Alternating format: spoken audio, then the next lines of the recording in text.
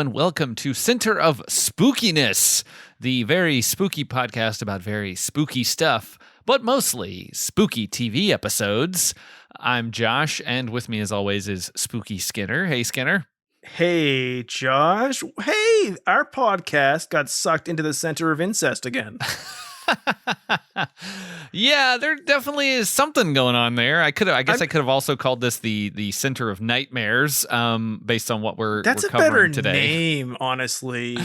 Marketability wise. So we're kind of following on from last time. We discussed another episode of Freddy's Nightmares. Great show, really fun. We thought, all right, let's keep it kind of thematic. We kind of toyed with a couple different ideas, and then we settled on what we were talking about this week on the show, which is the very, very short-lived 1992 series called Nightmare Cafe, starring one Robert Englad. So we felt like that's a nice little through line into covering this show. Stumbled across a random post about it, and I was like, that could be interesting. And listener, it's really not, though there is some interesting stuff that happens in this episode, some of which makes no sense whatsoever.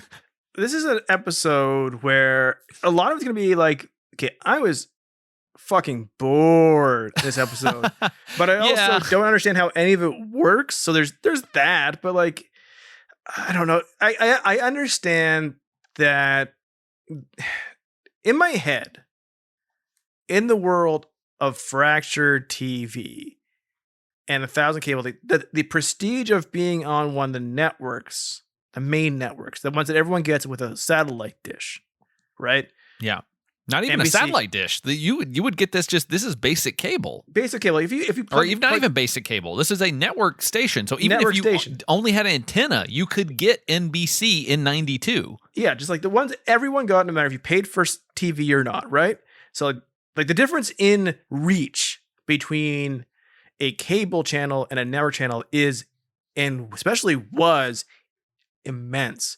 So it was a bigger deal. And you would think in my head, this being on NBC would have afforded a certain look and depth, craft, acting, thoughtfulness, and with the talent texture involved too. I mean, you have Wes Craven created this show, and like you don't have like a lot of people to spread the whole, like, to dilute it. There's only 3 people on this fucking show. Yeah.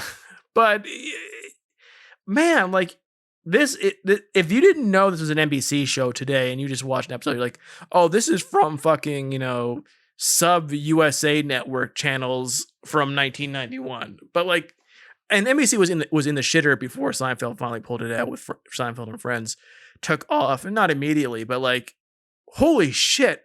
How did this get on TV?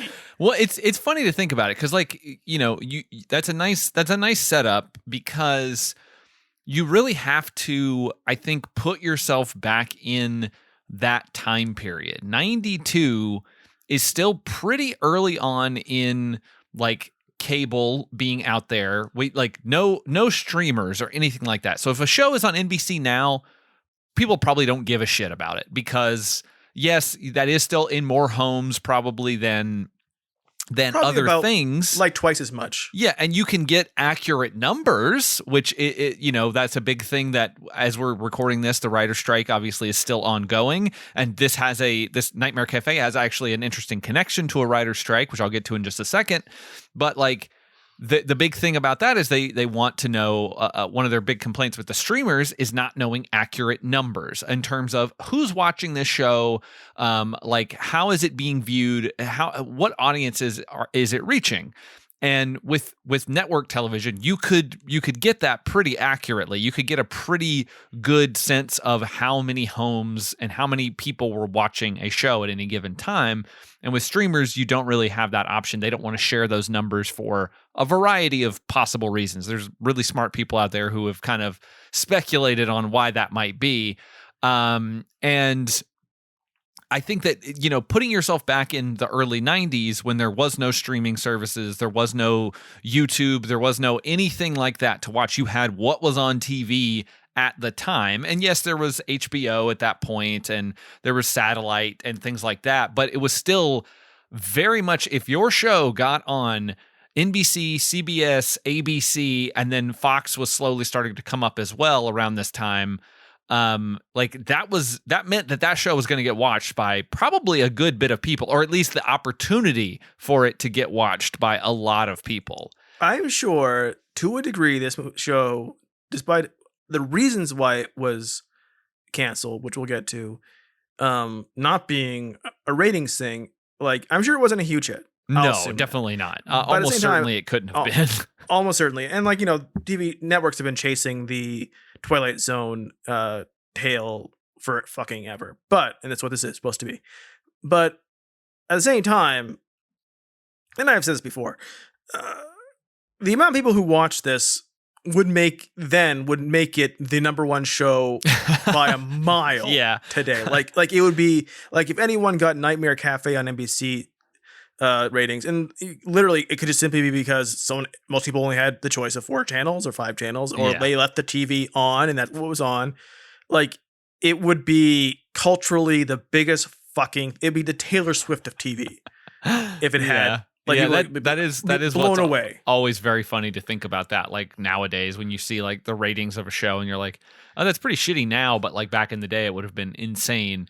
But I mentioned that there was a connection to the writer's strike, and apparently, this show stopped filming due to the writer's strike back in the early 90s, and it never got back into production. So that kind of gives you a sense of maybe what how good this show maybe was received, or how much people gave a shit about it, because they did not bring it back when they had the opportunity to.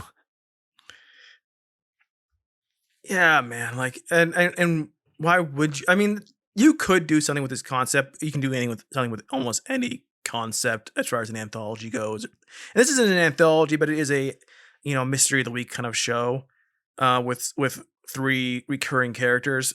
Yeah. But this isn't a well thought out concept, because there are times where things happen and I'm like, what are they afraid of? How are they doing it? What does the person think is happening? Yes. Okay, so let's give kind of a brief overview. I want to give quick context. Once again, I love giving context for our ratings talk. So 1988. Okay. In the time slot where SNL will be on. So like 11:30. Yeah. On the East Coast. NBC. Not as high ratings as SNL will get.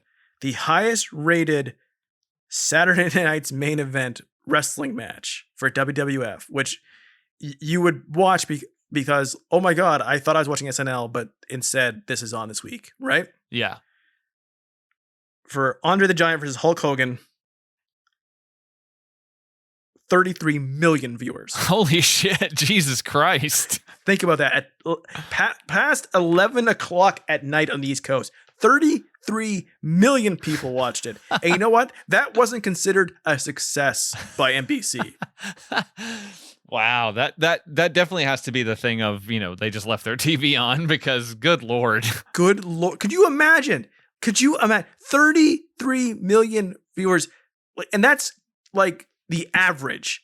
Probably if you picked up people who started to watch and left and other people came in, it's probably closer to 50 million. Yeah. That's pretty wild. That's a good chunk of the entire population of the country. Yeah, that's crazy. I mean, they always throw it back to those shows that were, even now. I mean, the MASH finale was like 60 something million people watched that in real time. And because again, not as many things to watch. There were fewer, or things, in fact, to do. Yeah, true. Fewer things. There's no games on your phone to play. None of that. But so I want to kind of give like a brief rundown of what Nightmare Cafe was, which to their credit, they give you in the opening credits of the show. I mean, or like Wikipedia has it written out if you want to read along with it. What fucking what Robert he says? Englad says, like word for word. Interesting. We might need to do that. So this will be Josh in doing the introduction narration as Blackie. Okay, yeah. We why is his name that? Why is Robert Englad named Blackie? I think like soap operas would name characters who are, bad guys Blackie, but I can't imagine it was in any better taste than either. It feels like it's a slur. I mean, I don't know. It's uncomfortable. He's the devil, but he also loves love. Is he the devil? We'll talk about that too. All right, here angel we go. to some. That's right. So following the pilot, the remaining 5 episodes began with an introduction narrated by Robert Englad. I want everyone to sit down, because what Josh is going to say is no small amount of words, and this was said at the introduction of 5 episodes of the show. Yes. So you see some clips and things from, I think, the pilot, and that kind of gives you the context for. And this is not the intro. This is not the opening credits of the show. This is the intro to the show, and then you get opening credits later, which are surprising. This is the most network notes, non-confidence I've ever seen for a start of a show. From sentence 1, it is a vote of non-confidence that people would watch this and not go, what the fuck is this, and turn it off. Yeah. Okay. So here we go. I just for context, you see like some, you're seeing a shot of the Nightmare Cafe when you hear Robert Englad say, "Touch that remote and you die." And then someone does flip through the channels, but it's always the same image of the Nightmare Cafe. And then he says, "Now that I've got your attention, here's the deal. It's sex. Now that I've got your attention." See these 2 people? That's Frank and that's Faye. Strangers when they met. Turns out they've got a lot in common. Both died on the same night. Both ended up in the same body of water, and both took refuge in the same all-night cafe. Me, I run the place. Name's Blackie. Been here from the beginning. So that makes me think maybe he's God. Now, I know I said Frank and Faye were dead, but the cafe needed a new cook and waitress, so I gave them a second chance at life. Wow, that sucks. Like, you died, now you have to come do work. And you have to live at work, and you never leave at work. Because they don't have lives besides existing within this cafe, as far as what we can tell. They do their job. They get to stick around and help unsuspecting customers turn their lives around. Of course, anything can happen to those that wander in, their worst nightmares or their forbidden dreams. Yeah, it all happens here in this little place we call the Nightmare Cafe. It's not, no one calls it that in the show. No, the name of the cafe is the All Night Cafe. We see it quite a few times in this episode outside. Like, makes me think that like at some point it was going to be called Nightmare, but like no one would go in it. I would. Today, if we had a place called Nightmare Cafe, that fucking place would be swamped with people and be on Instagram all over the place. It'd be like, oh, you'd have a robot voice saying, "Check out this new place called Nightmare Cafe." So that introduces our 3, and that's our entire cast characters of Robert Englad as Blackie, who just sits there and eats out of a box. He's eating constantly. He's the Brad Pitt of Nightmare Cafe. It never stops. Literally never stops. The entire time he's doing that. We got Lindsay Frost as Faye Peranovic, yeah. Yep. We could hear her last name a lot in the weird sequences she's in. And Jack Coleman as Frank Nolan, who's wearing all white. Like, sometimes he looks like from a distance like he's wearing karate gi. Sometimes he's dressed like a milkman from the 1950s. It looks bad all the time with his white shoes and his tucked-in white shirt. Yeah, they have very, very 50s diner attire. They do. So Robert Englad, you love him. He's Freddy. Lindsay Frost was on some of Twin Peaks. Her brother co-created it. Yeah. Jack Coleman, you know him, you love him. Josh, as the horn-rimmed glasses guy from Heroes. I mean, that's the only thing I know that guy from. I've seen him in other stuff, but that is that thing. Like, that he's was in a his bunch of breakout stuff, role. but that is the horn rim guy. He has a name, but that show, fucking whatever. He's the dad of the cheerleader who has to be saved to save the world. Anytime, like, there's two shows that have brought up kind of make me kind of cringe and like, oh god, that time.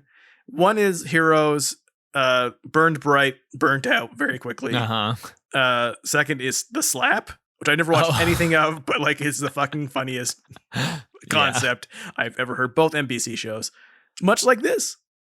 Yeah. So, all right. So this episode in particular is called The Heart of the Mystery. Originally aired on March 20th, 1992. What an odd name, because, you know, the heart of the matter is the saying. Well, they're trying to be clever here. They are. I mean, this is trying to be very noir, but also I don't understand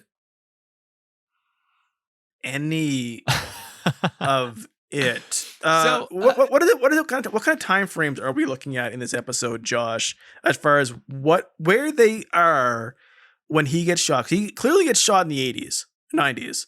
That is a modern street drug kid. When does all the other stuff happen? Because the brother is the same age during all of it. I think this has happened pretty recently. So I feel like it has. Maybe I'm wrong, but like I guess I could go back and I could look at. We do see the grave at the beginning, so it's an old style grave. Yeah, I'm trying to see if maybe there's a. But he talks to a modern young police officer about the crime that she I think helped I think it's work happened on. fairly. I think it's happened fairly recently, like within the last like couple of months. That doesn't make any fucking sense for what they do. Maybe not. Actually, I don't know when this is taking place, because while the version that we are watching is not the best quality, I guess it looks like it says 1976 on her thing, but that can't be right. So I think it's 1991. I think that's more accurate. It's either 1976 or 1991. I can't How's really that tell even possible from the quality. Either concept doesn't make sense for anything. Well, it does clearly state on her grave, I can see this, that she was born in the 50s. So, but she was born in the black and white era. Yes. But she wasn't an adult during it. No. I'm about to, let's say, what happened at the end there? I'm running through this episode now. I'm going to pause on the screen. Okay, it looks like it says, like it legitimately does look like it says 1976 as the death date. It kind of doesn't fit, like, or maybe it's 1990. That would make more sense. But it's how hard, could it look it's like really both? hard to tell on this really shitty, this really, really shitty quality image that I'm looking at. But that would require Philip to not age for fucking ever. I'm going to go out on a limb and say that it's probably 1990 when it happened, so about a year and a half to 2 years prior. So why is she black and white at the end? I don't. Well, we'll get to it. Because their romance is like a 50s. Yes. But it's not, though.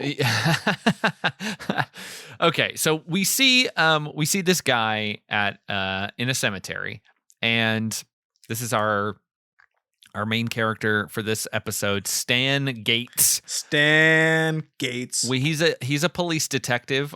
We know this because while he's standing at this gravesite, he flips his jacket back to show his badge and gun on his belt. So that gives us the quick shorthand that this guy's a cop.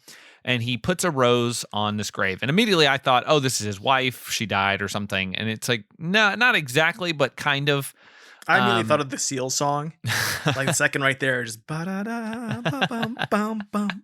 And that would be a better music cue than most of this episode had. The theme song, by the way, is bizarre. Yeah, we'll get to the credits in just a second because they happen right after this sequence. So he puts a rose out on her grave, and then and then he hears this Seal.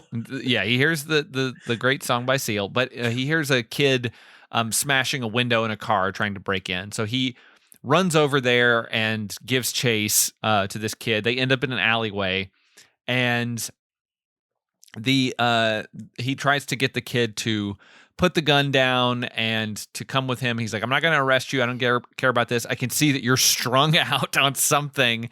And I know all about that, which I don't understand what that means because that doesn't really have any context in the rest of the episode, unless he's been on a bender since Charlotte died. And the kid's like, you don't know squat, man. And strung out kids these days using their foul language, like using their 50s terminology. And the kid trips backwards into some boxes and the gun goes off. Question and for you. I have a question for you. Oh, yes. Just creatively. If you were in charge of this episode, mm-hmm. if you wanted to make their romance this 1950s film noir thing, which they clearly do, and you have a cafe that I would guess can jump through time and space because it itself appears to be timeless. They're dressed like they're from 1950s, right? Sure.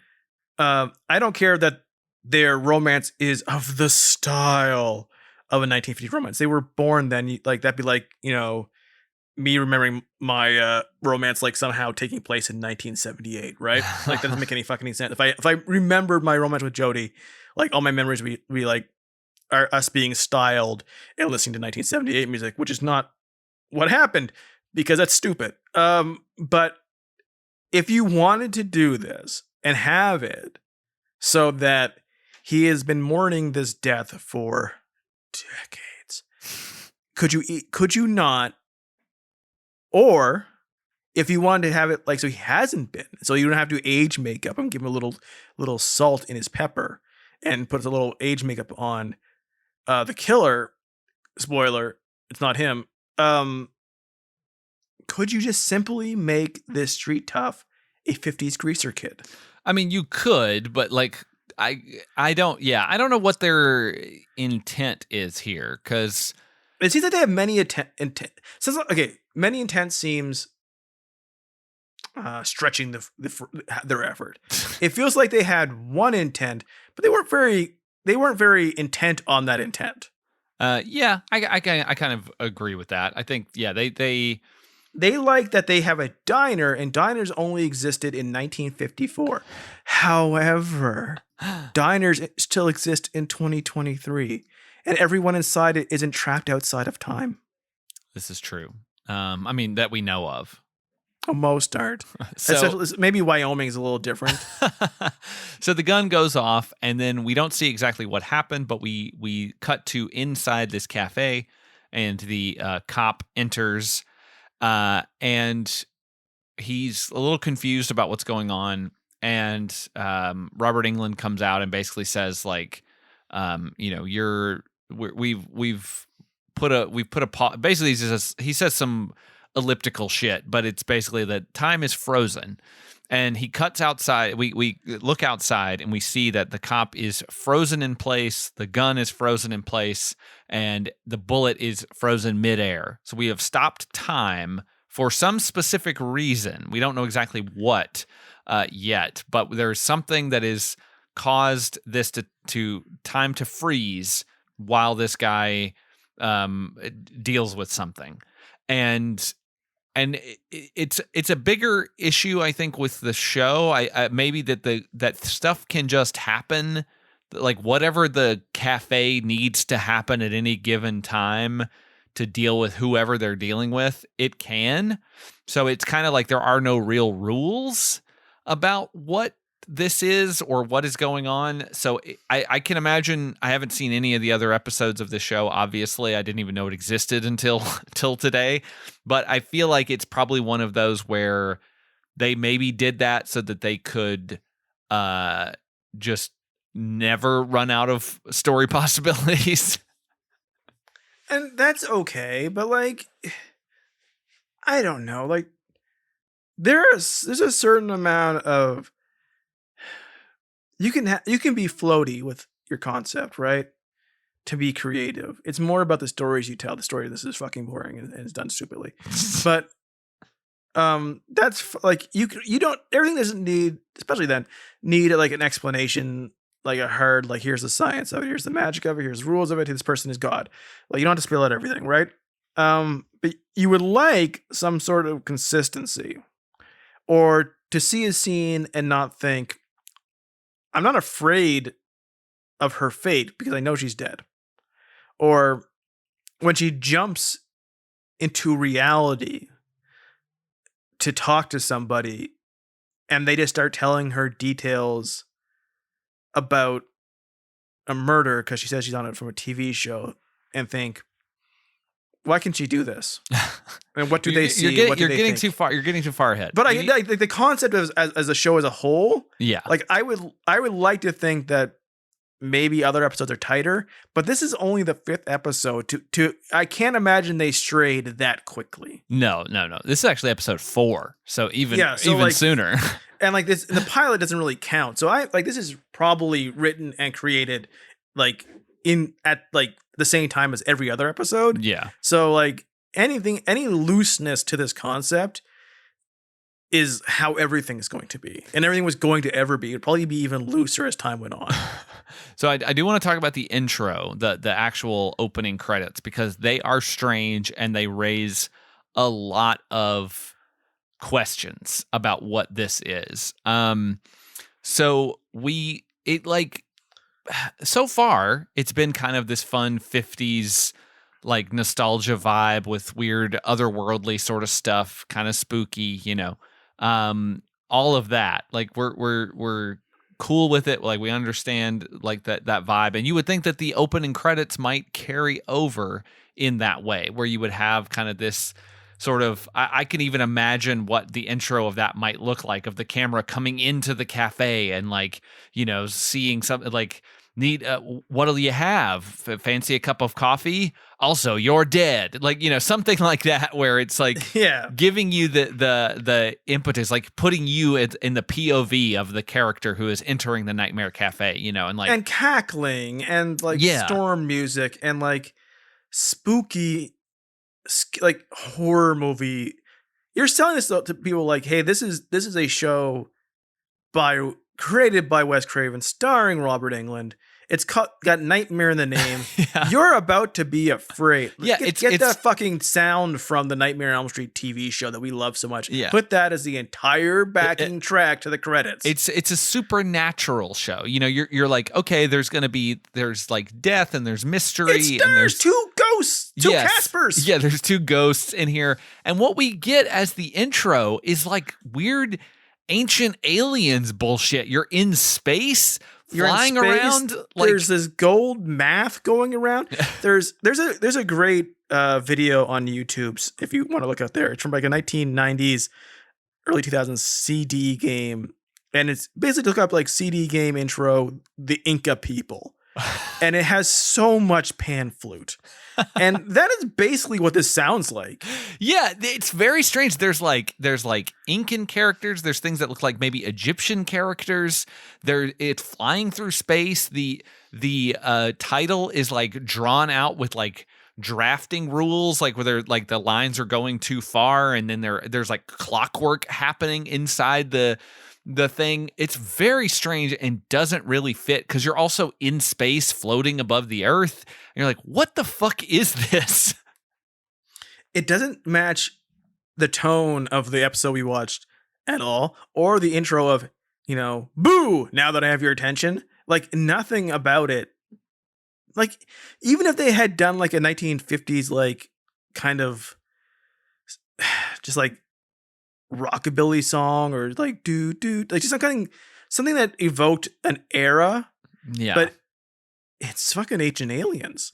It's very strange. Pyramids and math and space, and man, if it was gonna get there, fuck, we lost as a society. We started wondering, like, was Robert Englad playing like Ra or something? Like it's he's like, I've been there since the beginning. Like, so is he the devil? Is he God? Is he some sort of Egyptian deity or Incan deity or something? Like, what is this guy? And I definitely I definitely am very curious what their sort of ultimate plan was for this show, if they had any idea of what was happening, or if it was just vague. We're going to just put all the supernatural stuff together. Yeah, it's so, I don't know, like whoever told person who was putting this together, the editor, video editor for this, music editor, wasn't informed what the show actually was. I mean, it's interesting. Like I said, if the show turned into this, which I can't even imagine how, but wow, that would have been such a better, because you can watch this episode and think this show has no steam, none. Yeah. Like they if by the 12th episode they would have to recast people. They'd have to bring in like a secretary who's spunky, or another waitress, or another fry cook, or anything. Like it needs a spark so fucking bad. And what if that spark was a goddamn alien? Yeah, I mean, honestly, yeah, they would probably find out more about the cafe, like it's a spaceship or something like that, or it was a pyramid and now it's become a cafe. Like they're gonna, find all these like secrets about the whole thing. They'll go into the basement of the cafe and it's actually an Egyptian tomb or something. Or like have Blackie come out. Oh God, I can't stand saying it. Have him come out of a sarcophagus. Yeah, sure. Yeah, exactly. Like that would be totally fine. But anyway, we get this opening, we cut back into the cafe, and we find that the cop, Detective Stan Gates, doesn't seem like he's too put off by being dead. He's just kind of joking that he's in the like hell's waiting room or something. The diner is the waiting room before the afterlife or something like that. And he seems to be taking it pretty well. I mean, on the bright side, if I was told I was gonna die imminently, we all are gonna die. Sure, I know this. I don't want to be told it. It's coming. But I got to look out a window and like I could see like the clock ticking down and death racing towards my chest. And I thought, oh shit, I'm gonna die. But at the same time, someone said, "Do you want a cheeseburger?" I'm like, well, man, fucking, it's not all bad.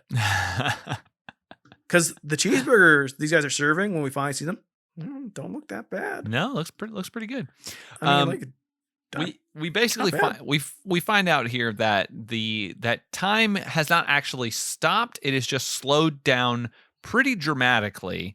And essentially, this detective needs to he has some sort of unfinished business that he needs to figure out before the bullet hits him. Like, he is going to die. Like, that seems pretty much determined, which I do give them credit for, that they didn't try to, like, pull some, like, feint at the end where he escaped death. Like, they're pretty clear, like, you're going to die, but there is a reason that the cafe brought you here, because I think, people die all the time. They don't all show up in the cafe. So there is something that you have to do before you die, and the cafe is giving you the opportunity to do it. And it turns out that what he has to do is solve this mystery that's been plaguing him for maybe a couple years based on that screenshot, or maybe 2 decades. Hard to tell based on the bad quality of that date on the tombstone that I mentioned. But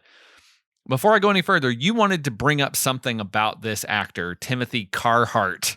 Timothy Carhart, our drunk friend? Yeah, no. I thought it was something for the lead guy, Detective Stan Gates. No, I was thinking about the Lachlan Monroe. We'll get to Lachlan Monroe, but Timothy Carhart.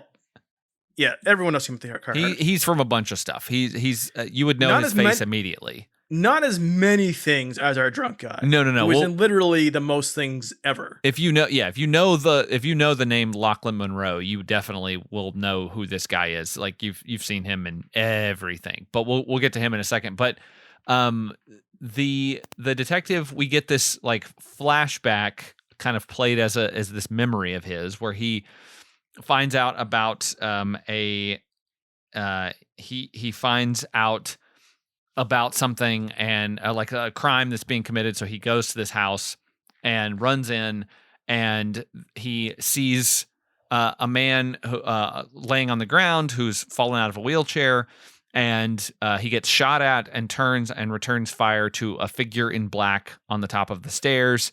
A body falls down, and when he goes to check it, he's knocked out from behind, and when he wakes up, he finds the body of this woman named Charlotte Benning, whose grave he was at the beginning of the episode. So he feels like he's done something. He knows that he didn't kill her. He doesn't know how it happened, but he knows that it wasn't him, and he's trying to figure out what happened and how this whole thing went down, because he's been dealing with this mystery and it's driving him crazy. Yeah, so that's the point of the episode, is for him to solve this mystery, or be shown the mystery in front of his own face, because the multiple times. The cafe could just take him to that moment and show him what happened anytime they wanted to. I guess it's trying to give him a learning experience, but since he didn't do anything, just showing him, hey, you didn't do it, is fine. Like his greatest failing in life that led him to the saddest point of living in sadness, thinking he's a murderer, is that no one noticed, and he didn't notice that he got hit in the back of the head with a pipe. Yeah, it seems very it seems very silly that they're like, why can't you remember it? Like, well, he should have a massive wound on the back of his head. He was knocked out with one strike of a pipe. Yeah, like you definitely you definitely got hit in the back of the head. That would be very easy to confirm very quickly. He has no moral thing that he did that he has to owed up to. If he was just shown what was happened immediately on their little TV, like, here's what happened. We'll take you into the room and you can walk around it as it happened, because we were ghosts, the ghost of Christmas present and past. This is what this is. This is a Scrooge story in a way, but Scrooge was always good. Is there any lesson he would not learn from, like, being like, okay, here's how it happened. Yeah, here's the result. I think it goes back to that idea that the cafe just does things whenever it wants to, and they don't really have any control over how it does what it does or who it brings to the cafe. So they really don't have any choice, because I think that as we kind of see, stuff happens where they end up out of the cafe in the real world or in the past, and they don't seem to know why it's happening or how to control it. Yeah, but like you could also say, like, hey, it wants the bad guy, the real killer, to be brought to justice, and fuck, what the fuck happens with that? But at the same time, like, I don't see why the sequence events that happened had to happen for that to happen. Nothing that happens. Like, I don't want to watch an episode that is kind of, it's a lot of filler and confusion, but like, to think throughout it, like, I don't like, as things are revealed, to think, why did this have to happen for it to impact the main character the way that to get him from point A to C? I need to know that B makes sense to get him there, right? Yeah. And it doesn't. Like, you could go right to C. You could go right to C immediately. 46 minutes difference. Yeah, it's and I get that there's no episode then, but like, make it interesting along the way. But do they? Like, what happens in this episode? Someone falls in a fucking pool. What happens in this episode? So somebody's loves their sister in that way. We don't know that till the end. What happens in this episode? Someone who couldn't walk can. That's every fucking mystery with a guy in a wheelchair. Yeah, they do. So we kind of get this scene play out a couple different times in a couple different ways, and it seems very clear that because there's really only one other character in the show, that the guy who is in a wheelchair probably doesn't need that wheelchair. And it's a little more complicated than I thought, but it ultimately is that. So we get a lot of like random things that happen here. So like at one point, Faye is transported out of the house or out of the cafe to the house where Philip, Charlotte's brother, ? Almost certainly they have the same last name. He calls her sister. There's never anything said out loud that they are adopted or half or that he was posing as as siblings after the accident. And he looks creepy. He's got creepy Buscemi eyes. He's got a ponytail. So I want to talk about this guy before we talk about Lachlan Monroe. This dude, he has been in everything. Has he been in 273 movies? This is Dennis Forrest. No, he's been in 52 movies or TV shows. 273 productions. But I have to tell you about Dennis Forrest because I imagine that he will potentially come up again. Because one, he's in an episode of The Littlest Hobo, which is a show we've circled for a long time.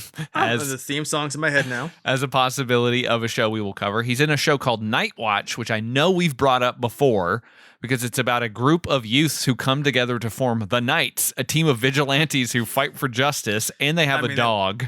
Well, if not on air, we have talked about this. We've definitely talked about Night Watch. He's in an episode of that. He's in an episode of Friday the 13th, the series, which is something we may still cover. If we had to pick a TV show today that had Canadian actors, which is all of them, we certainly picked one that didn't have an Academy Award winner in it. So we might still cover Friday the 13th this spooky season. He's in something called Dracula the Series from 1990 where he plays Nosferatu, which I'm very curious about. Speaking of that, I want to mention that I wanted to find but could not pull the trigger on the Pac-Man Halloween special from 1982 that had Pacula on it. He's also around the same time as Nightmare Cafe. He is in 2 episodes of a show we've already covered, Tropical Heat, also known as Sweating Bullets.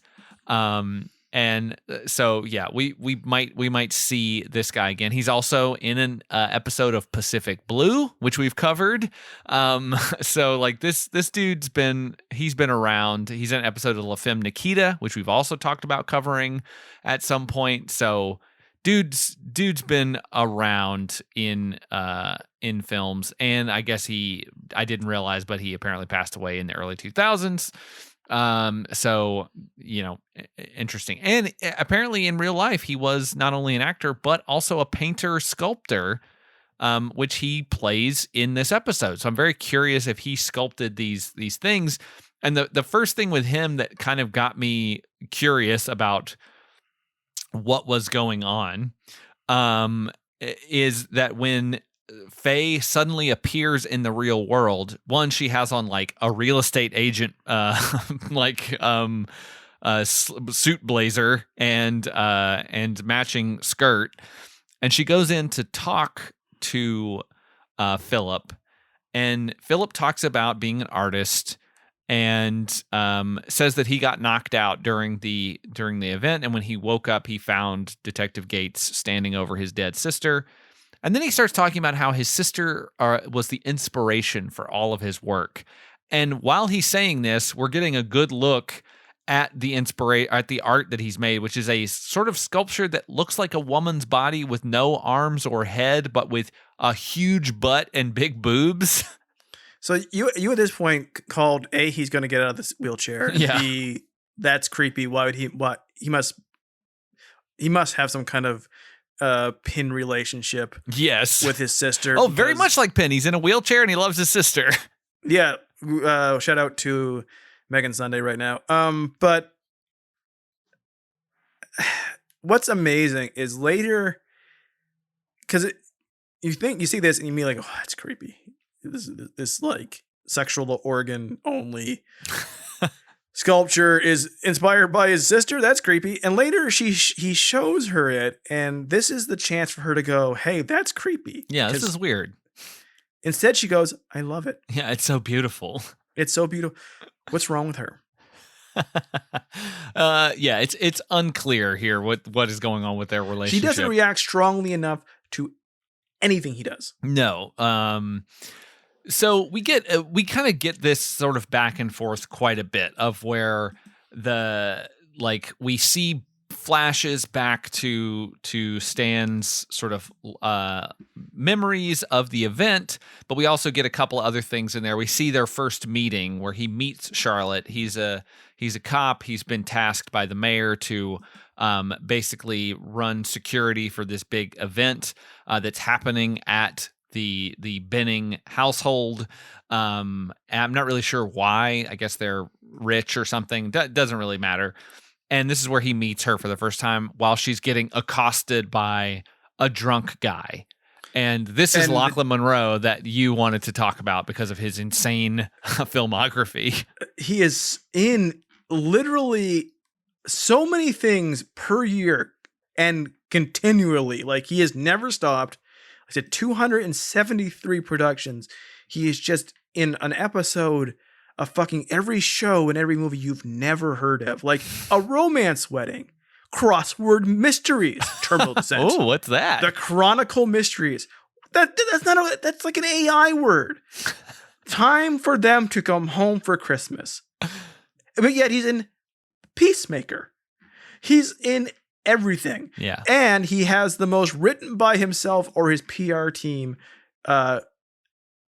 statement on IMDb I have read in a while, where like it goes on and on. I won't read it for all his 2 paragraphs, but it's like, about how he's just done this and instant success and blah, blah, blah for a guy who's, hey, he works. Yeah. He works. That's what he works. But it ends with Lachlan will remain one to watch in Hollywood as his career continues to follow a bright path. By S.M. Church is the person who wrote that. That is S.M. Church, a.k.a. Lachlan Monroe wrote that. Actually, his wife's name is Sharon. It's probably her. But like his trademark, according to IMDb, his trademark, what he's known for. He's most known for his ability to do both comedy and drama. And he's also frequently cast by Sean and Marlon Wayans because he is a white girl. And it says his salary for white chicks was $400,000. Yeah. Which I'm sure was also supplied there by Lachlan Monroe. He's in a bunch of, like, I don't know. He also has the gold medal for water skiing at the BC Summer Games.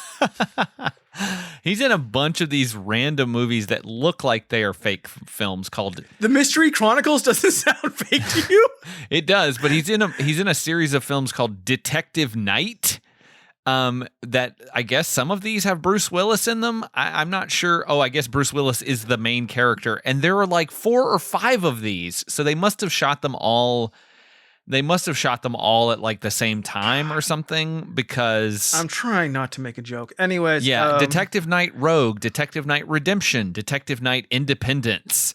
And he plays these are all paychecks. Fitzgerald in all of them. And in one of them, it looks like Santa Claus is the bad guy. Well, I mean, that means we have to watch it. Oh, yes. Yeah, actually, yes. In custody in New York, Detective James Knight finds himself in the middle of a jailbreak led by the Christmas Bomber, a brutal fanatic whose Santa Claus disciples are terrorizing the city.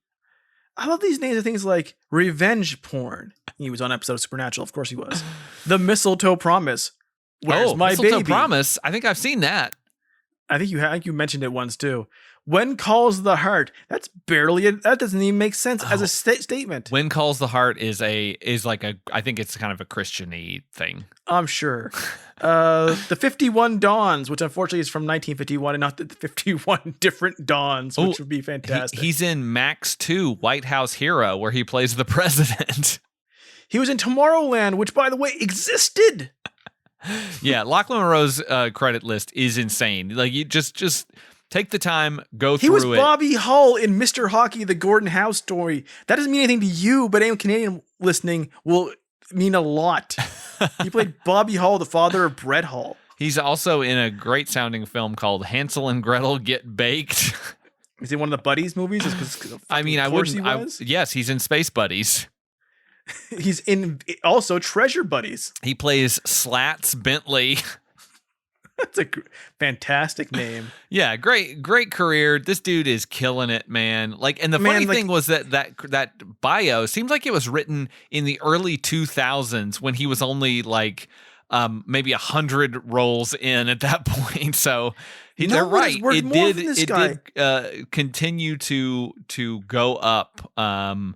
It's incredible. He's in Freddy versus Jason because of course he was. Yeah, nice little connection there. But yeah, in this episode he plays a very drunk guy who is hitting on Charlotte and is like doing the most comical drunk acting you've ever seen. Like, it's phenomenal. Very much like we're talking here, like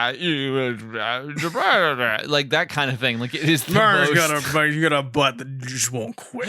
It is the most. Yes, exactly. Also, clearly not a dude from the 1950s.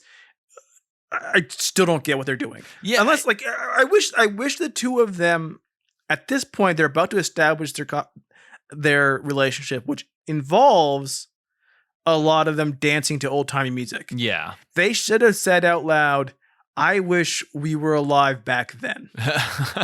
Well, yeah, they want to go back to when America was really great. Yeah, this like remember when America was great? It will never be again. Yeah, so they meet each other there and they flirt a little bit and everything. We see Honey, I Shrunk the Kids, the TV show. Oh, nice. He's Mother, May I Sleep with Danger. He's also in an episode of Danger Bay, which is something I think we might watch at some point. We have to watch Danger Bay because it is a crime fighting boat. Yeah, that's right. Not a crime causing boat. So we see the memory again. It plays out that it is Charlotte who gets shot on the stairs. But when he goes over to her, he sees that she is wearing black, but then when he remembers that when he woke up, her clothes had been changed. She wasn't wearing this black hoodie. So now he's wondering, what was she wearing? Yes, they make sure to say that she was wearing a white negligee. Negligee. Such a weird thing to hear come out of Jack Coleman's mouth. White negligee. Negligee. We also have to say that when Faye goes to talk to Philip the first time, they kind of set it up as that she is the host or producer of some sort of true crime show that hasn't aired yet. And so she's asking all these questions about the murder and like everything that happened, trying to get some information from Philip about it. And then later, both Faye and Frank go out into the real world and they just talk to a cop about the gun that was used to kill Charlotte and that it definitely was Stan Gates's gun. And the cop is just there with them in the shooting gallery, shooting off a couple of bullets and going, yep, that's definitely his gun.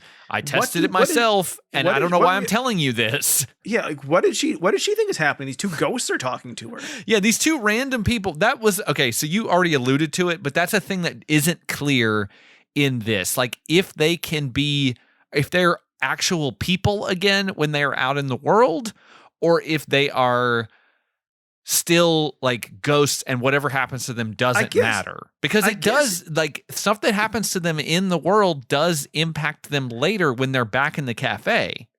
I mean, they're still if you're wet in the game, you're wet in the real world. That's right. But I mean, the intro paragraph, this word salad, does mention he brought them back. But I think they're still dead. Yeah, they can't unless they're going by wish magic, which is something they do once. They don't seem to like ever. They don't seem like they can just leave the ghost cafe at will and go home. Like they are part of the will of the cafe. Like they don't exist as regular human beings anymore. No, they don't even have control over their clothes or their hairstyles or anything. Like they don't have control on when they go to the real world. It's just the cafe decides now it's time for you to go to the real world, which is weird that they wouldn't, like, that Stan is just kind of sitting there watching them do all this stuff. Like, he can't do anything. He can't leave the cafe. I guess, like, he can, but if he does, he dies.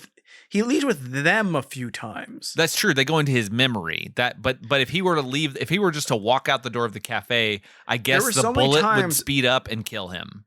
There's sometimes I was trying to figure out if they were going back in time into his memory or just back in time. But sometimes they're going to the present. But yeah, but also the president is 1990. Yeah. But also like his relationship is from the black and white era. Well, we'll get to that too.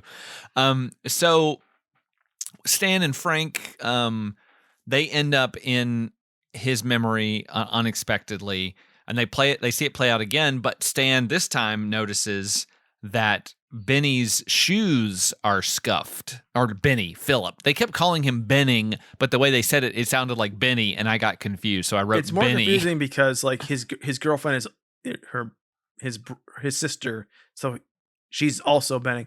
And I wouldn't know that except for he always refers to her by her full name of Charlotte Benning. Yes. Because we're supposed to really know, which is intentional, so that we know they're both Benning. Yes, I guess you're right. They are really trying to emphasize this. So they see that the shoes are scuffed, and they're like, "Yeah, shoes get scuffed all the time." They're like, "But only if you can walk." So like they clearly know that Philip is going to be the killer. And at some point when they're in his memory, Faye also ends up back in the house. And she draws the attention of Philip, who we see can walk. And he basically tells Faye everything about his crimes and chases her around the house. And she tries to wish herself back to the cafe, but it doesn't work. And Frank also tries to wish her back to the cafe, but it doesn't work. So then Robert Englad does some hand motions, and it pushes her into the pool, which causes her to get transported back to the cafe in her waitress uniform, but still soaking wet. I don't understand how any of this fucking worked. No, it's very confusing, and then maybe they explain it in the first episode. That would make a lot of sense. Obviously, we didn't watch that, but like, I mean, they're real fucking clear to really lay out what the premise is at the start. Yes, of this episode with that long fucking intro. But they don't say anything about like the cafe decides when this thing happens or what. Or is the cafe Blackie? Like maybe he is. Yeah, but he's like he acts like he's not. He's like, it's like I'm not in control of it, but like, I mean, he clearly, and he acts like, okay, he acts like, well, all I could do was to save you. Only thing I could think of was to knock you in the water. So like he acts like he did it. I don't know if time concurrently, because their hairstyles are different, if what is happening, because the dude from this time frame walks into the cafe later. Spoiler. Yeah, so it's happening in real time.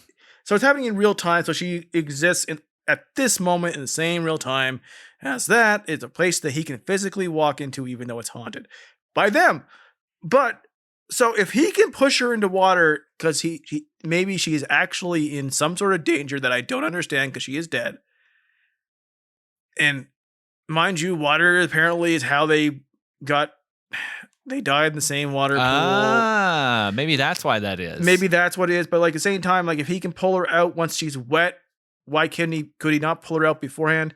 Like say out loud, I couldn't do anything until you were in a body of water because blah blah blah water and blah blah blah the cafe. But it's not clear. Like he has the power to push her through wind into the pool and the power to bring her back, but not before then. And like I said, like, and they kept saying like, I wish I could be there. I wish I could come back. Like you weren't using the word wish for your stuff earlier. Yeah. Did you guys like? Because at that point, it seems like they also don't know the rules and are kind of guessing at it too. Yeah, that's probably accurate. But like that, it leaves the audience really without a rudder. Yeah. So Philip finds her purse. Her body is gone, which he doesn't seem to question. But he finds her purse, and in it he finds a matchbook for the cafe. So he goes to the cafe, and when he walks in, he sees Stan sitting there. And they kind of start to have a tit for tat, and we get the truth about what happened, which we already sort of pieced together, but it's fun to see it all laid out like this and to see what a convoluted plan this is and how many things had to go exactly right for this to work for Philip. So we see that he, as we already talked about, was obsessed with Charlotte. He never says, I was obsessed with my sister. He specifically says Charlotte. because maybe they want to allude to this, but they're not willing to. Maybe censors were like, you cannot say I wanted to have sex with my sister. You're allowed to mention to her sister that you guys are related and are siblings, but in a different scene. Don't say it here. I could see it like they're like, well, you have like, it's really like you have to really part and parcel this out. Yes, little bit by little bit. You can say it here if you guys are insistent that it's going to be an incestual relationship, that it has to be like not in the same scene. She doesn't want it. She lets him kiss him, get into her neck way longer than you'd think he would. Yeah. Considering it feels like it's also the first time he's done this, so it isn't like an ongoing abuse. She seems surprised by it. Yeah. But there's a second there where it's like, your brother's making out with your neck. You have to go away forever. Yeah, this is a weird thing because he shows her the art and she's like, "Oh, it's beautiful. I love it." And he's like, "It's you. It's inspired by you." And then he's like tries to hug up on her and she's like says like, "No," pushing him away. And then she takes off running and he's chasing her through the house and he's like, "You have to love me. Love me." And she's like, "No, get away from me." And then knocks him over a railing and he falls to the ground. And that is why he apparently has to have the wheelchair, because I guess he broke his back or something. He says that he realized it was a way to basically shame her into staying with her. He used it. He says, I used it to control her. Every incel's wet dream right there. Exactly. And then later he's like, I got better. I just didn't tell her. Yeah, my back completely healed and I was able to walk around and do all kinds of shit again and just didn't bother to tell her. Yeah, like he says, "Oh, I did," when he gets up later and she's like, "You can walk." And he's like, "I forgot to tell you I got better." Yeah. So what he does here is that he's totally fine with her. Basically, he guilts her into staying with him, like essentially, and to continue to like dote on him and be there for him because of what she did. So pretty fucked up, pretty bad. Pretty fucked up. She seems pretty considering that there's no, like, her boyfriend has no ideas happening, and I could see not telling him because you're not ashamed, like not ashamed, but like societal pressure. And sure, like, mental health is different, but like she otherwise seems, besides her apparently like, you know, I am an old soul. This would be devastating. She should be so fucked up and so sad and unlike, like, she copes with it so well to have a normal relationship with a cop. Like, what he's done to her to like, okay, I'm going to make sure you know I, your brother, am sexually attracted to you and want to have sex with you. Yeah. I will do it in a second. But now you have to stay with me forever because you hurt me. Yeah. And like, also, what was like the story? What's the story that she told people? Because at some point he was able to walk around and then suddenly he's in a wheelchair. Like, oh, he just had a bad fall? Like, did they not go into the details? It's real. That would be an interesting because like, she could just say like, yeah, he got a little weird and was chasing me around the house and was telling me that I needed to love him. And so he was attacking me and I pushed him over the railing. He started to suck my neck. Yeah. Like people would be like, oh, that's really fucked up. Like, yeah, it sucks that you did that. And it sucks that he got hurt, but like he kind of brought it on himself. Self-defense. Also, like I imagine he uses this to make sure she bathes him. Oh, gross. I got you at the wrong time with that one. Yeah, I was taking a drink and like that started to go up my nose there.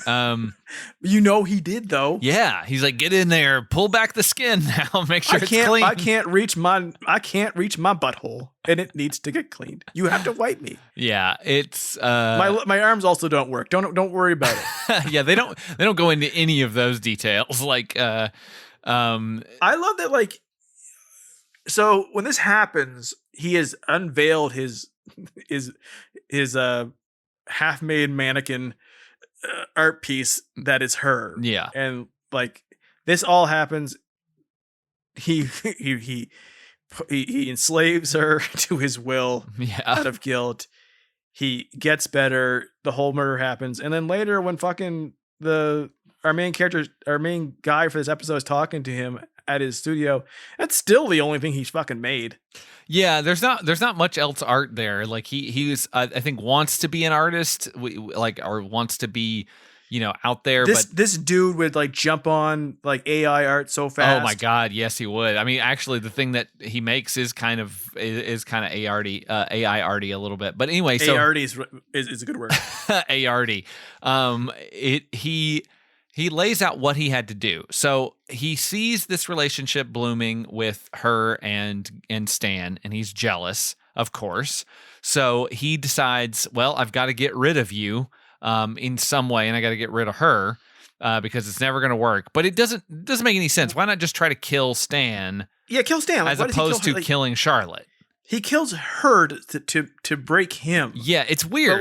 His entire plan from day one, from moment one, is never kill him and have her back because he loves her so much. It's always kill her. Yeah, it doesn't really make any sense. I guess he realizes that if he can't have her, nobody can. So I guess I'll just kill her because I guess because she is this sort of charming, beautiful woman, eventually, even if he got rid of Stan, there would be someone else that would come eventually. So he's like, well, I'll just get rid of the key thing here, which is her. Break your arms then, fucking up the ante. Sure. So he basically steals Stan's gun, replaces it with a gun that looks exactly like Stan's. He then puts blanks in that replacement gun. He pretends to break into the house, which causes Charlotte to call Stan to bring him to come over and investigate. She goes out to see what's going on, sees Philip standing there. Philip shoots her with his gun, dresses a mannequin like him, puts it on the floor next to the wheelchair so that when Stan comes, he will see a body laying there, think that it's Philip, but not go investigate. And then I thought to myself at the time, does it have to look like a mannequin looks like him? And then seeing the ending, I thought, I guess what they're going for was it had to be like him to justify what they're going to do to him. Oh, I see. I get that now, really. But it kind of doesn't really make any sense either. So no, it doesn't. I guess he is about to go check on Philip, but then that is when Philip, who is hiding upstairs, fires a gun at him, which you would think that if he fired a gun that they would dig that bullet out of the wall and be able to do ballistics on it since it came from Stan's actual gun, but they don't get into that. They don't talk about that. Again, they don't even look at the fact that he was clearly knocked the fuck out. They're like, why do you have a hole in your memory? Because you're guilty? Yeah. It's he was clearly knocked the he would have the biggest fucking wound. Yeah, you have a concussion probably from getting hit in the head with a pipe. And he returns fire, and that is what he thinks he's done, but she's already dead at that point, already shot with his gun, so it doesn't matter. Her body goes over the stairs, and then Philip comes down, knocks out he knocks out Stan, which also isn't really clear how he's able to get down the stairs to do that. I guess they must have had a back staircase that he comes down to come up behind Stan. By 1990, you could figure, I think forensics could probably figure out that she was killed and then dropped. Yeah, they would be able to know time of death, I think, at that point. I think it would have been the timing would have been clear as far as how the bullet hit her and then how she fell didn't match up. Yeah, probably, but they don't care about any of that. So then he then switches out the guns, takes the hoodie off of her to leave her there. And then in her negligee. Yeah, in the negligee. And then that's all white negligee. Basically, that's how it all works. So it's there's a lot of things that have to go right. She has to call Stan directly. He's like, I knew that you would do this, and I knew that she would do that. And it's what if she just called 911 and the cops just showed up? What if Stan was on vacation that night? Or what if Stan was busy or was asleep? Or this is so classic bad TV writing. And in that it was an overly complicated plot that required 1,000 things to go right yes. that shouldn't have. And yet he explained it as, of course, it's really quite simple. Yes, it's quite simple, really. I've done all of these things that would take a multiple time and money to get done, but it was very easy for me, a genius. Yeah, there's things like you can always like talk around to like being funny because like it requires him to be like an incredible, all these other things.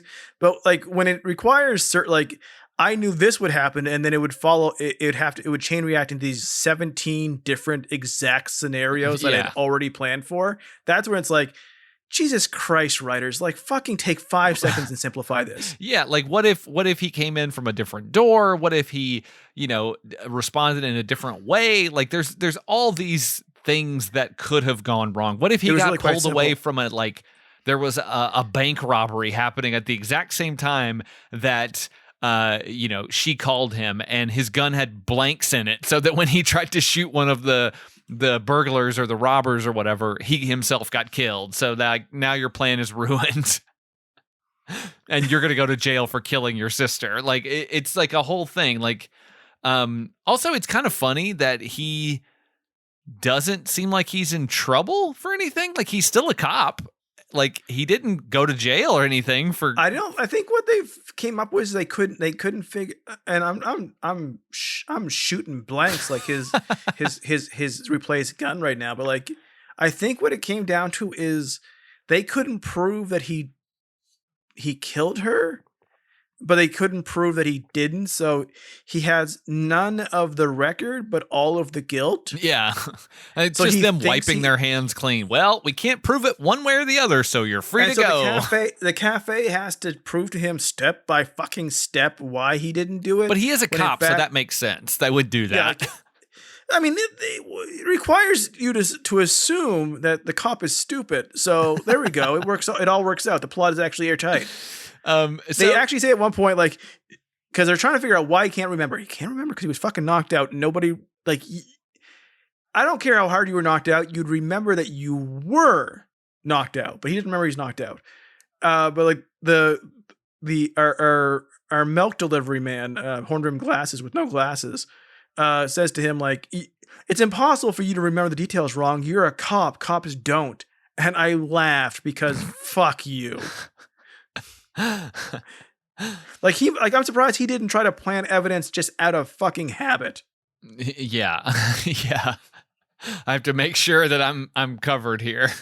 I didn't do it, but let's make sure that I found this young man outside and I'm going to put some crack on him and knock him out. So they get into a fight here, Gates and Philip. And Stan is about to kill Philip, but Faye convinces him to stop and that he doesn't want to like end his life this way. And so he agrees. He backs off, and Philip tries heaven now. Philip tries to leave, but Robert Englad goes, "Oh, need a lift?" And he sends a wheelchair out of the wall, which bumps into Philip, carries him out the door and back into his home where, and this is the only reason to watch this episode, where he rides down the hallway in this wheelchair and ends up right in front of the statue that he made, and he touches it and it electrocutes him and then turns him into a statue. For the art for this episode, can you pick one of the stills from the halfway point? The transformation sequence where he's turning with like I think IMDb has a pretty good still of it. Yeah, like weird primitive kind of CG technology where he's like morphing into this statue. It takes a while. This is out of nowhere. Absolutely like body horror out of nowhere. And then I was like, oh, you could have done this for the entire episode. Yeah. And it would be so much better of a show. It's so much better. It's such a weird sequence and it's such a weird moment. And you're just like, why did they choose that as the result? And then at the end, it kind of is justified, but not really. Like they have this kind of coda where Gates finally gets shot by the bullet and he goes outside and he dies. And the punk kid runs away. And then Blackie does another narration. He does a narration where he says that, basically that Philip, vanished. He disappeared. But he finally got into the art world like he always wanted. And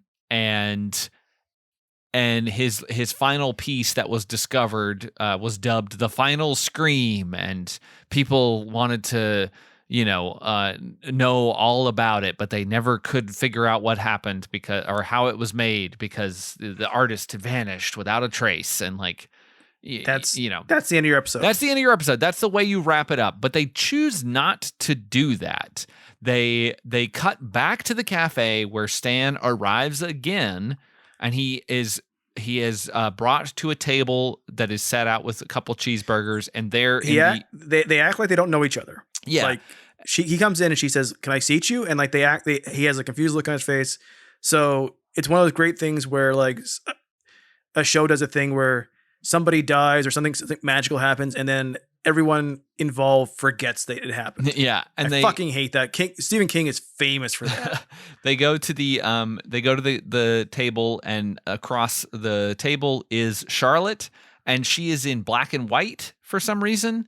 Because she's from the 50s. A lot of the memories were in black and white, but it's still you could kind of chalk that up with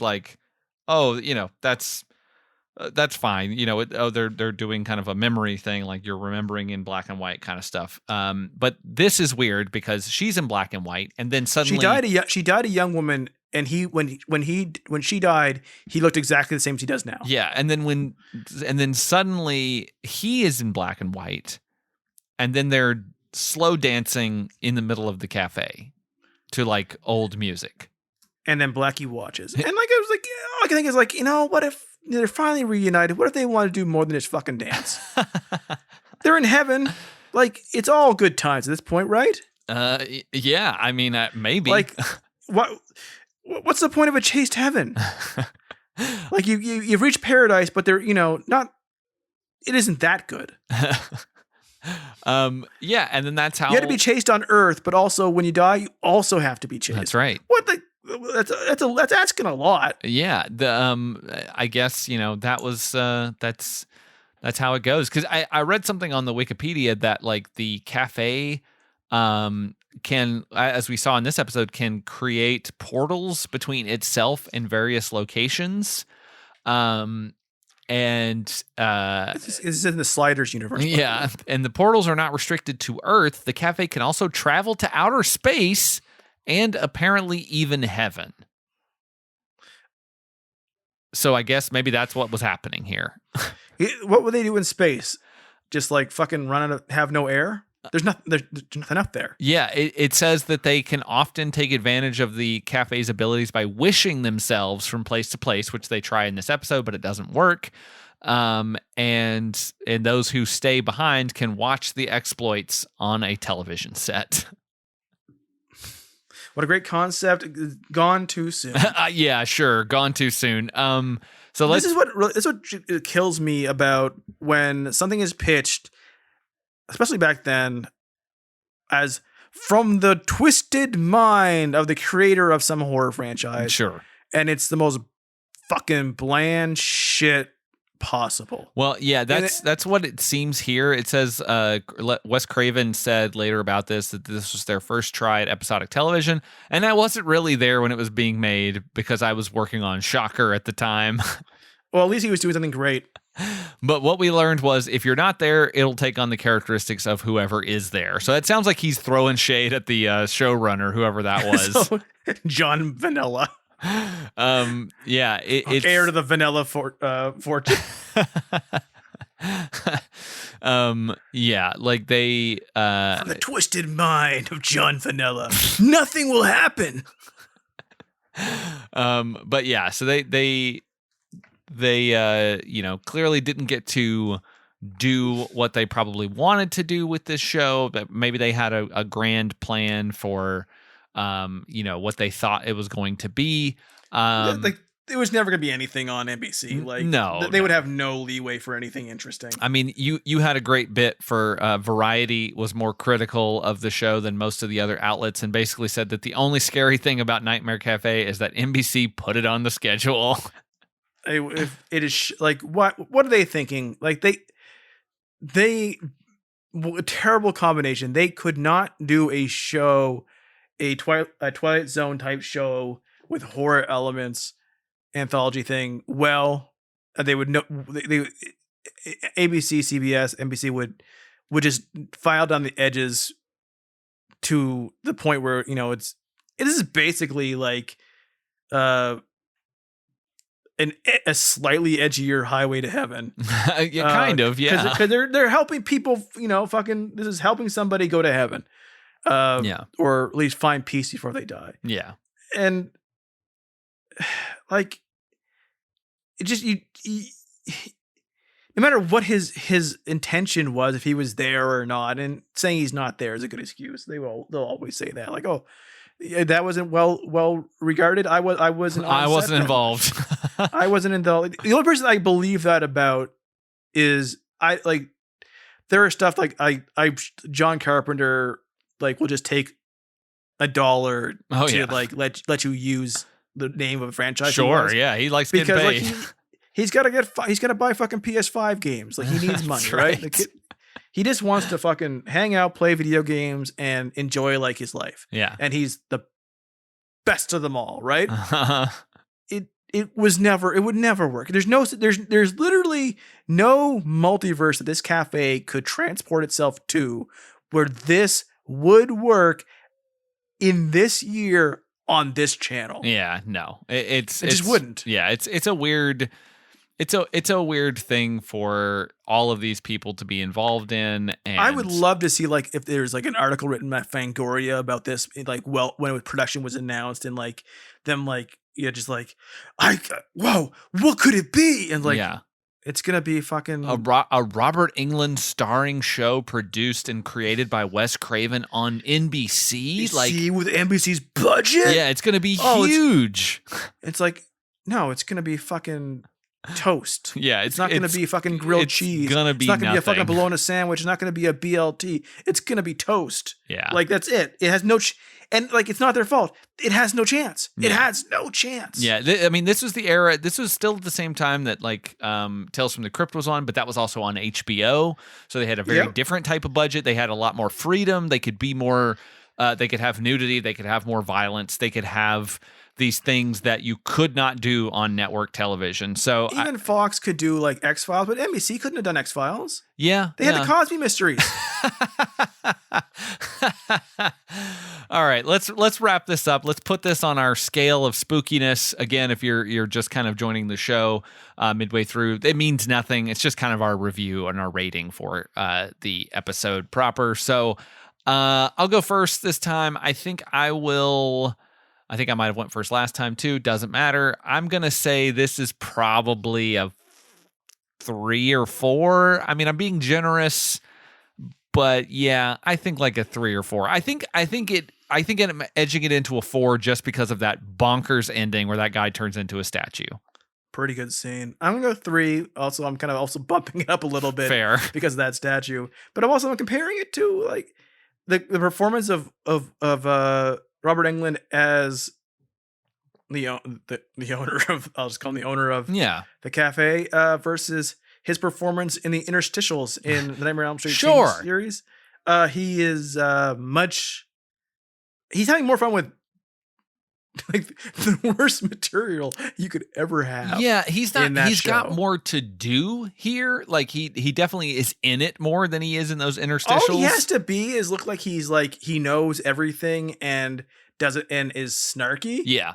Like he's got to be mysterious but like have that look of like, oh, you guys don't know what's going on, but I know it all. Yeah. And the audience will eventually maybe catch up, but not catch up all the way with me. But like, he's also eating the entire time. It's irritating. It's irritating. Like, it's not like I'm intrigued by Blackie. I'm irritated by him. Yeah. Yeah. He doesn't, I mean, it's great. And Robert Englund's regular voice is not spooky. Yeah. It's great to see him Like I like Robert Englad. I think he has charisma. He has a presence, like he has 10,000 times the charisma of everyone on the show. Cause holy smokes, there's like everyone in this episode is nobody. Yeah. Besides our good friend Lachlan. Yeah. It is true. There's not much to the acting other than him. Like just seeing him is kind of fun. Like his narration is fun. I tried to deliver it in a bit of a Robert Englad-y fashion, the way he delivers it in the show. And so like if you just want to see Robert Englad in a show, like sure, I guess you could watch an episode. But you could also watch like the latest season of Stranger Things because he's in an episode of that and he's better there. So like, it is what it is. Like it's not a good show. I think maybe if there were more episodes, there could have been a chance for them to like knock it out of the park maybe once or twice. But if he wasn't so busy making the cinematic masterpiece that is Shocker. That's true. Maybe if Wes Craven had been more involved, and other than just slapping his name on it, maybe there would have been something more there that that could have elevated twisted this mind of Shocker. Yeah. So there's lots of ways this could have been improved. I think as it is, it's pretty bad and not really worth your time, though. If you just want to see something weird, watch an episode. There's only 6 of them. They're not that long, but they are kind of boring. So be prepared for that. Be prepared to not have to really engage in anything for 47 minutes. Yeah, really. This is a great show to like pop on and be on your phone during it. This is a weird episode to like behind the curtain. My daughter tested positive for COVID, so I'm kind of having that like, am I catching it? And like as the show is coming on, I'm like, instead of like paying attention to the plot points, I'm like, is my throat a little sore? Am I getting a fever? Or is it just, it's 98 degrees outside. Maybe I just really fucking warm in this room, and just checking the temperature and stuff. And like, just being like, is this episode like not making any sense? Or am I kind of getting a kind of like feverish? And like, I'm probably not. My voice is a little scratchy because I'm talking more than I usually do, because I don't fucking talk to anybody. But like, yeah, I wish this was better. And that intro is pretty great though. Yeah. Like fucking like, now that I got your attention, like fucking like the thing you would do for a presentation in the 6th grade. Yeah. Doing it on TV. God bless you. Yeah, it's great. So that's going to do it for this episode of Center of Weirdness / Center of Spookiness / Center of Nightmares. Yeah, I'm excited about the season so far, the spooky season. It'll never end. It'll never end. I'm excited for what we have to come. We still don't know all the rest that we're going to cover, but you rest assured they're hopefully going to be better than Nightmare Cafe. Rest in peace assured. That's right. But until next time, I've been Josh. I've been the twisted mind of Skinner. And we want you to keep it weird, keep it spooky, and keep it creepy with your sister. Oh. So let's review Pin for the 7th time. You've been listening to Center of Weirdness. If you like this show, rate and review us wherever you find it, but especially on Apple Podcasts. You can listen to every episode at centerofweird.com, where you can also find all of the old Predictocast episodes. And if you want to get in touch with us to tell us about a show we should cover, hit us up on Twitter at WeirdCenter. As always, thanks for listening.